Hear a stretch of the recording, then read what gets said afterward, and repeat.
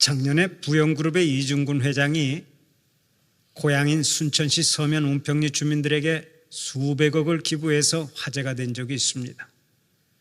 우리 교회 이남근 장로님의 사촌형인 이중근 회장은 30년 넘게 고향을 지켜준 사람들에게 한 가정당 1억 원씩 지급하고 본인의 모교인 동산초등학교와 순천중학교, 순천고 동창생들에게도 개인당 1억 원 혹은 5천만 원씩을 다 나누어 주었습니다.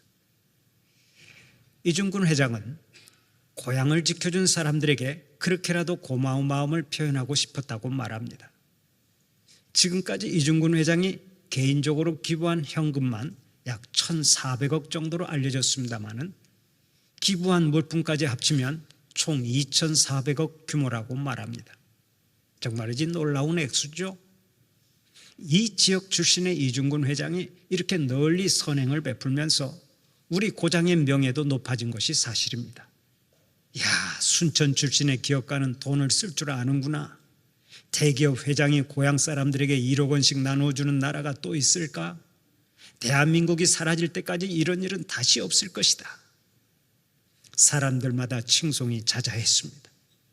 그런데 재밌는 이야기가 전해져 옵니다. 그렇게 고향 사람들에게 수백억을 기부하자 타지에 사는 자녀들에게서 하루가 멀다 하고 안부전화가 온다는 것입니다. 무슨 얘기인지 감이 잡히시죠? 또 이웃 마을에 사는 주민들이 너무나 아쉬워했다는 후문이 들립니다. 아이고, 그럴 줄 알았으면 나도 그 마을에서 살 건데 잘못했다. 그러거나 말거나 어쨌든 서면 운평리 주민들만 혜택을 받는데 이런 것을 가리켜 뭐라고 말하는지 아십니까? 한마디로 말해서 은혜라고 말하는 것입니다. 그 마을 사람들이 부영그룹에 무슨 기여를 한 바도 없고 공로를 세운 것도 아닙니다. 이 회장을 특별히 도와준 일도 없습니다. 운평리 주민들은 그냥 자기 마을에서 살았을 뿐입니다. 그런데 어느 날 갑자기 물질의 복이 찾아왔는데 바로 이런 것을 가리켜서 은혜라고 하는 것입니다. 이렇게 은혜는 아무런 공로 없이 거저 받는 선물을 말하죠. 아무런 대가 없이 거저 받는 것이 은혜입니다. 그런데 우리가 지금까지 하나님께 거저 받은 은혜가 얼마나 많습니까? 하나님은 우리에게 생명을 주셨습니다. 우리들에게 식구들을 주셨습니다. 우리들에게 건강을 주셨습니다. 지혜를 주셨습니다. 일자리를 주셨습니다. 믿음을 주셨습니다. 언제 아멘하고 화답을 하시겠습니까? 우리 하나님께서 우리에게 교회를 주셨습니다. 구원을 베풀어 주셨습니다. 천국을 약속하셨습니다. 오늘 또 사랑을 노래하게 하십니다. 더불어 살아가게 하십니다. 가족을 통해서 하나님의 사랑을 확인하게 하십니다. 이 모든 것이 아무런 대가 없이 거저 받은 선물입니다. 내가 잘나고 내가 뛰어나고 내가 똑똑해서 이런 복을 누리는 것이 아니라고요. 오직 하나님께서 베푸신 은혜로 오늘의 복을 누리는 것입니다. 한번 생각을 해보세요. 내가 아무리 공부를 많이 해도 하나님께서 건강 주시지 않으면 어떻게 성공합니까? 내가 아무리 노력을 해도 하나님께서 기회를 주시지 않으면 내가 어떻게 성공합니까? 오늘의 복, 오늘의 성공, 오늘의 승리, 오늘의 평강, 오늘의 형통이 다 하나님의 은혜인 줄 믿으시기를 바랍니다. 하나님의 은혜가 아니면 우리는 어떤 것도 성취할 수가 없습니다. 어떤 결실도 거둘 수가 없습니다. 모든 것은 하나님의 은혜입니다. 이 사실을 알고 이 사실을 인정해야 합니다. 그래야 우리 삶에 감사가 있고 기쁨이 있고 행복도 있는 것입니다. 한번 따라서 해봅시다. 모든 것은 하나님의 은혜다. 오늘의 내가 다 하나님의 은혜다. 아멘입니까? 모든 것은 하나님의 은혜입니다. 이것을 알고 살아야 우리가 감사할 수 있고 하나님 앞에서 기뻐하며 살아갈 수가 있는 거라고요. 본문에 나오는 사도 바울은 모든 것이 하나님의 은혜인 줄 알았습니다. 그래서 오늘의 본문 10절을 보면 이렇게 고백합니다.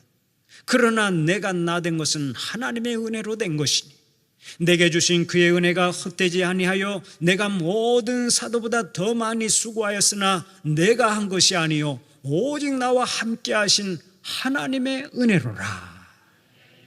사도 바울은 이렇게 말하고 있습니다. 내가 나된 것은 나와 함께 하신 하나님의 은혜입니다. 오직 하나님의 은혜입니다. 바울이 바울 된 것은 전적으로 하나님의 은혜라고 말을 하는 것입니다.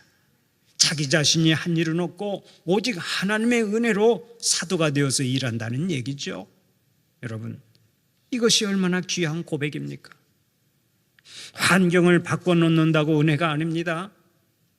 돈이 많다고 은혜가 아닙니다. 사회에서 성공했다고 은혜가 아닙니다. 은혜는 먼저 깨달음에 있는 것입니다. 아하, 모든 것이 하나님의 은혜로구나 하고 깨닫는 것 자체가 은혜라는 말씀입니다. 거기에 감사가 있고 거기에 감격이 있는 거라고요. 그러므로 먼저 은혜를 은혜로 하는 것이 중요합니다. 저는 찬송가 301장 지금까지 지내온 것 주의 크신 은혜라라는 찬송을 아주 좋아합니다. 조금 전에도 불렀습니다마는 이 찬송이 저의 고백이기도 하고 또 우리 모두의 고백이 되어야 하기 때문에 그렇습니다.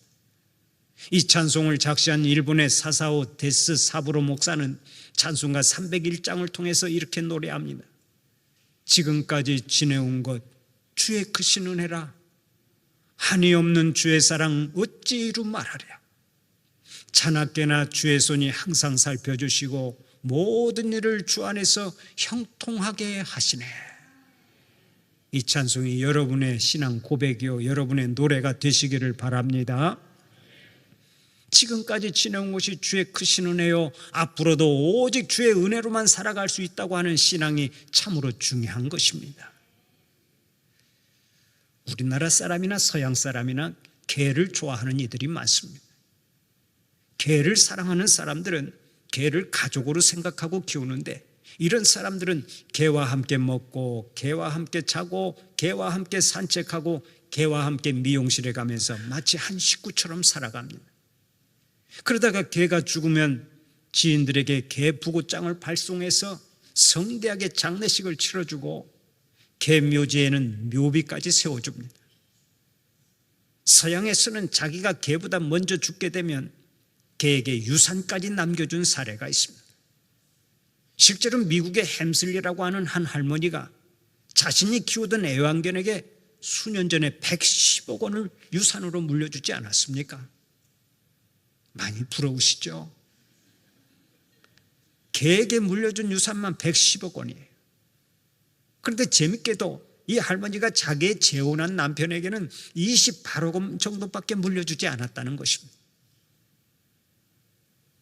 대우를 받는 입장에서 보면 그 집 남편은 개보다 못한 인간이 되고 말았습니다. 세상이 참 재밌죠? 그러면 사람들이 왜 이렇게 개를 사랑하는 줄 아십니까? 개는 주인을 배반하지 않기 때문에 그런 것입니다. 사람들은 실컷 키워놓으면 오직 자기 힘으로만 성공한 것처럼 착각하며 살아갑니다. 오직 자기 능력과 자기 지혜로만 성공한 것으로 착각하면서 부모의 은혜를 깡그리 잊어버리고 사는 사람들이 얼마나 많은지 모릅니다. 그러나 개는 절대로 주인의 은혜를 잊지 않습니다. 개는 죽을 때까지 주인의 은혜를 잊지 않고 오직 주인에게 충성을 다합니다. 심지어 자기를 먼 곳에 가서 버리고 와도 끝까지 집으로 찾아와 꼬리를 흔들면서 주인 품에 안기죠. 개는 죽을 때까지 주인의 은혜를 잊지 않고 충성을 다하는 동물입니다. 얼마나 의리가 있는 동물입니까? 기억하십시오. 은혜를 모르면 우리는 개보다 못한 인생이 되기 쉽습니다. 그러므로 먼저 은혜를 알아야 합니다. 은혜를 은혜로 알지 못하면 우리 마음 가운데는 고마움도 없고 감사도 없고 기쁨도 없습니다. 마지막에는 원수가 되어버립니다. 사랑하는 우리 성도들은 하나님의 은혜를 은혜로 아는 자들이 되시기를 바랍니다. 이것도 은혜요 저것도 은혜라고 생각하는 사람은 이미 복받은 사람입니다. 어떤 사람은 똑같은 환경 속에서도 꼭 나쁜 면으로만 생각합니다. 부정적으로만 생각하며 비비 꼬다가 한 생을 비틀린 채로 살아갑니다. 생각해보면 이것도 은혜고 저것도 은혜인데 그걸 모르고 항상 불평만 일삼습니다. 참으로 불행한 사람이죠.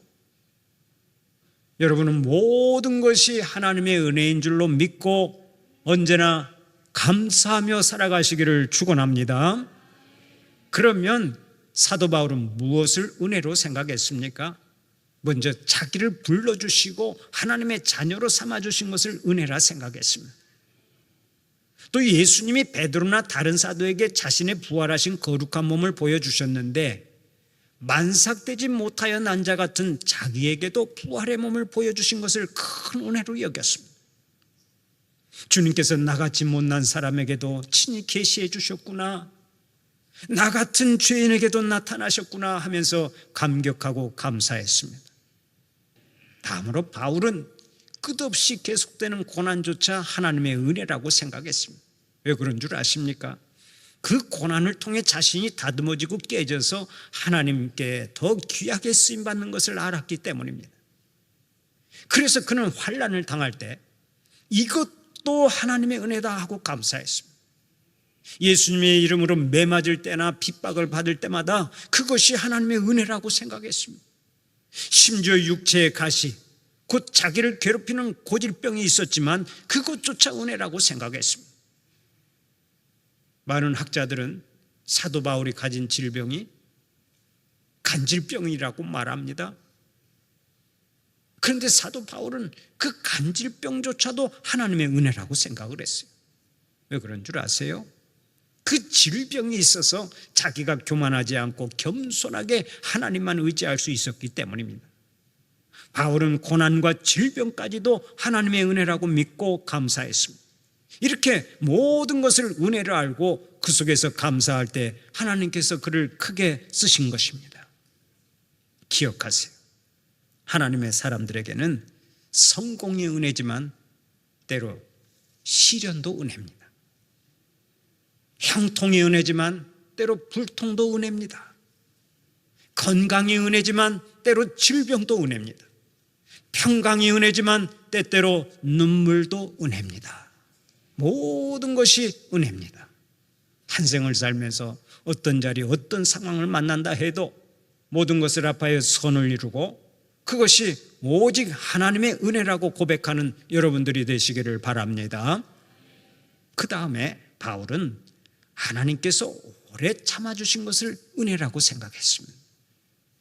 그는 스스로 잘한다고 여기면서 예수 믿는 사람들을 열심히 잡아다가 감옥에 쳐넣었습니다. 심지어 스데반 집사를 돌로 쳐 죽이는 데는 가장 선봉에 서기도 했습니다. 그런데 하나님께서는 바울이 돌아오기만을 오래 기다리시고 참으셨습니다. 바울이 그 은혜를 알고 하나님 앞에서 늘 감사했습니다. 오늘 또 마찬가지입니다. 하나님은 우리에게 오래 참아주시는 하나님이십니다. 내가 미처 몰라서 그렇지 하나님의 오래 참으심 때문에 내가 아직도 건재한 것입니다. 만약 내가 잘못할 때마다 벼락을 치기로 했다면 지금 여기에 남아있을 사람이 누가 있겠습니까? 그러나 그 많은 세월 동안 온갖 죄를 범하고 못된 짓은 다 하고 살았지만 하나님은 지금까지 오래 참아주셨습니다. 이렇게 나를 향하여 오래 참아주시는 것이 은혜인 줄 믿으시기 바랍니다. 그러면 은혜 받고 하나님의 은혜를 은혜로 아는 사람은 어떻게 살아야 하겠습니까? 첫째로 항상 기쁘게 살아야 합니다. 은혜를 헬라어로 카리스라고 하는데요, 이 말은 즐거움, 아름다움, 만족, 행복, 기쁨이라는 뜻을 가지고 있습니다. 그러니까 은혜를 받은 사람은 늘 기쁘고 즐겁게 살아야 한다는 것입니다. 하나님의 특별한 은혜를 받고 지금도 하나님의 은혜로 살아간다면 당연히 즐겁고 기쁘고 행복하게 살아가야 마땅한 것 아닙니까? 남태평양에 누가 발리섬이 있습니다. 그 섬에서는 신랑이 신부를 데려올 때 처갓집에 암소를 2마리나 3마리 정도 주어야 데려올 수 있습니다. 그러니까 암소가 없으면 장가도 못 가는 것입니다. 그런데 조리 링코라고 하는 청년이 사라타나라고 하는 처녀와 결혼을 하면서 처갓집에 암소를 8마리나 갖다 주었습니다. 2마리나 3마리만 주어도 되는데 8마리를 갖다 주니까 사람들이 전부 다 놀랐습니다. 왜 그렇게 많이 주었느냐 하는 것이죠. 지금도 중동 지역이나 아프리카, 남미, 태평양 연안 지역에는 신부를 데려올 때 돈을 주든지 동물을 주어야 하는 나라가 많습니다. 그러다 보니까 재력이 좀 있는 사람은 아내를 몇 명씩 두고 살아갑니다. 한 번은 어떤 교회에서 몇 명의 교인들이 성지순례를 갔습니다. 그런데 여리고에서 만난 중동의 한 사업가가 그 교회의 여자 집사님을 보고 반해서 이런 제안을 하더랍니다. 당신이 마음에 들어서 내 아내로 삼고 싶은데 낙타를 몇 마리 드리면 되겠습니까? 그 집사님이 자기는 이미 결혼한 여자라서 안 된다고 그랬습니다. 그런데도 나중에는 낙타를 50마리나 준다고 하면서 자꾸 치근덕거리더랍니다. 우리 성도들 가운데 아내가 예쁘다고 생각하는 사람은 중동에 갈 때 특별히 조심하십시오. 이렇게 신부를 데려갈 때 낙타나 소를 주는데 조리린코라고 하는 청년은 처가의 암소를 8마리나 주었습니다. 도대체 신부가 얼마나 미인이면 그렇게 소를 많이 주었을까 하고 생각하겠지만 사실 신부는 아주 보잘것없었다고 합니다. 그저 평범하고 촌스러운 여자였습니다. 그런데 희한하게도 결혼한 다음 날부터 그 신부가 예뻐지기 시작하는데 그 마을에서 제일로 아름다운 여인으로 변신하더라는 것입니다. 옷도 제일 잘 입고 다니고 얼굴도 제일로 밝고 인사도 제일로 잘하고 항상 웃고 다니고 그 마을에서 제일 행복하게 살았습니다. 날마다 활력이 넘치고 기쁨이 넘쳐났습니다. 여러분, 그 이유가 어디에 있는 줄 아십니까? 자기 스스로를 귀하다고 생각했기 때문에 그렇습니다. 다른 여자는 암소 2마리짜리 인생이지만 자기는 암소 8마리짜리 인생이라는 얘기입니다. 이 여자가 너무나 좋아서 남편에게 물었답니다. 여보, 당신은 어떻게 우리 친정의 암소를 8마리나 줄 수 있었어? 그러자 남편이 이렇게 말했답니다. 내가 당신을 사랑하기 때문이요. 나는 당신을 위해서라면 암소를 8마리가 아니라 80마리라도 주고 싶소. 그 말을 듣고 여자가 얼마나 행복했겠습니까? 자신이 다른 여자와 달리 정말 가치 있는 사람이라고 생각할 때 그 기쁨은 말로 표현할 수가 없었을 것입니다. 마찬가지입니다. 주님은 죄 많고 보잘것없고 미천한 우리를 주님의 신부로 삼아주셨습니다. 암소 몇 마리를 주고 우리를 산 것이 아닙니다. 주님은 모든 것을 다 바쳐서 우리를 사셨습니다. 십자가 위에서 보배로운 피를 흘려 그 피값 주고 우리를 사셨던 것입니다. 그러니 우리 한 사람 한 사람이 얼마나 귀한 존재입니까? 이 놀라운 은혜를 입었다면 우리는 마음 가운데 늘 감사와 감격과 기쁨이 넘쳐나야 될 줄로 믿습니다. 우리는 주님의 은혜를 입은 자들입니다. 말할 수 없는 은혜를 입었습니다. 그러므로 달라지지 않으면 그것이 비정상입니다. 반드시 좋은 쪽으로 변화되어야 합니다. 얼굴에서는 기쁨이 묻어나오고 말에서는 행복이 묻어나야 합니다. 하나님과 사람 앞에서 웃음 전도사로 살아야 합니다. 우리 한 사람 한 사람이 예수님짜리 인생이기 때문입니다. 예수님이 예수님의 피값 주고 우리를 샀다면 우리는 예수님짜리 인생인 줄 믿으시기 바랍니다. 시시하게 암소 8마리짜리 인생이 아닙니다. 1000만원짜리 인생, 1억짜리 인생이 아닙니다. 우리는 예수님짜리 인생입니다. 그러므로 항상 웃고 살아야 합니다. 고난 중에도 기쁘게 살고 질병 가운데서도 기쁘게 살고 환경이 좋지 않아도 기쁘게 살아야 합니다. 예수 믿고 은혜 받으면 언제 어디서나 기쁨으로 살아가는 이유가 있습니다. 자신의 가치를 알기 때문입니다. 잊지 마십시오. 주님은 여러분을 사랑하시되 십자가에서 여러분 대신 죽으실 만큼 여러분을 사랑하셨습니다. 그리고 주님은 지금도 불꽃 같은 눈으로 여러분을 지켜보고 계십니다. 이 세상에 그 누구보다 귀하게 여기십니다. 언제나 은혜를 베풀어 주십니다. 날마다 걸음걸음 인도해 주십니다. 모든 일을 통해서 합력하여 선을 이루게 하십니다. 그리고 마지막 날에는 우리에게 승리의 멸관, 영광의 멸관, 의의 멸관을 머리에 씌워 주실 것입니다. 얼마나 놀라운 은혜입니까? 사랑하는 우리 성도들은 항상 기뻐하며 살아가시기를 바랍니다. 언제나 감사하며 살아가시기를 축원합니다. 두 번째로, 하나님의 은혜를 많이 입은 사람들은 하나님과 사람을 기쁘게 섬겨야 합니다. 나의 죄를 사해 주시고 나를 천국 백성 삼아 주시고 나에게 영생을 주시고 오늘 또 말할 수 없는 은혜와 복을 주신다면 먼저 하나님을 예배하고 기쁘게 섬겨야 될 줄로 믿습니다. 하나님의 은혜를 생각하면 하나님을 찬양하지 않고는 견딜 수가 없는 것입니다. 그래서 다윗은 하나님의 은혜가 너무 감사하여 바지가 내려가도록 춤을 추며 찬양했습니다. 하나님께 항상 감사했습니다. 예물도 정성을 다해 바쳤습니다. 기쁨으로 하나님을 섬겼습니다. 이것이 더 많은 복을 끌어온 것입니다. 여러분, 하나님의 은혜가 감사합니까? 그러면 하나님을 기쁘게 섬기고 교회를 기쁘게 섬기시기를 바랍니다. 찬양대도 좋고 교사도 좋고 목자와 부목자로 섬겨도 좋습니다. 안내봉사, 식당봉사, 주차봉사, 운전봉사, 방송실 봉사, 재정팀 봉사, 교회 청소봉사, 교회 조경봉사, 꽃꽂이봉사, 카페봉사, 상조팀 봉사, 물질봉사, 중보기도 봉사, 각종 팀사역 봉사 등등 이 모든 사역을 기쁨으로 감당하시기 바랍니다. 다음으로는 사람들에게도 선한 일을 해야 합니다. 고린도후서 9장 8절을 보면 이렇게 말씀하지요. 하나님이 능히 모든 은혜를 너희에게 넘치게 하시나니 이는 너희로 모든 일에 항상 모든 것이 넉넉하여 모든 착한 일을 넘치게 하게 하려 하심이라. 하나님께 은혜를 받았으면 이제 하나님을 기쁘게 섬기고 사람들에게 착한 일을 넘치게 하라는 것입니다. 또 신명기 15장 7절 8절에서도 이렇게 말씀합니다. 내 하나님 여호와께서 내게 주신 땅 어느 성읍에서든지 가난한 형제가 너와 함께 거주하거든 그 가난한 형제에게 내 마음을 완악하게 하지 말며 내 손을 움켜쥐지 말고 반드시 내 손을 그에게 펴서 그에게 필요한 대로 쓸 것을 넉넉히 구워주라.